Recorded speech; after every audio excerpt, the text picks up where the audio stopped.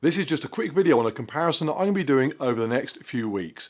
Garmin Fenix 6X, possibly my favourite piece of fitness equipment, certainly one of my most used.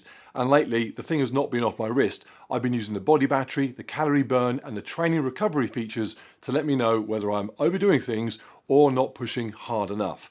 And those things, those tools on the Garmin, they just work. Body battery in particular on this is something I've spoken about before. It's like a crystal ball. It's literally told me I was unwell 36 hours before I felt unwell.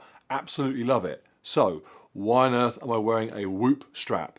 Good question. For months, I've been reading reviews on the Whoop strap that range all the way from it sucks, it's complete junk, I sent it back the week after I took it out of the box, it just doesn't work properly, right the way through to the thing's amazing. If you're pushing yourself physically, there is no better wearable tool to monitor exertion and recovery and have you reach your peak. Now, because the feedback on the Whoop strap is so varied, it's always put me off taking the plunge, especially given the subscription payment model that they use. But I've decided to try it, and actually for reasons unrelated to health and fitness. I simply enjoy wearing a regular watch. I have quite a few and they just never see any action because I'm always lugging this thing around instead. The hope is that the Whoop strap will be brilliant and the Garmin can then go back to being used only for tracking an actual cardiovascular activity, basically running, because my Edge cycle computer will then do the bike stuff, the Whoop will do everything else.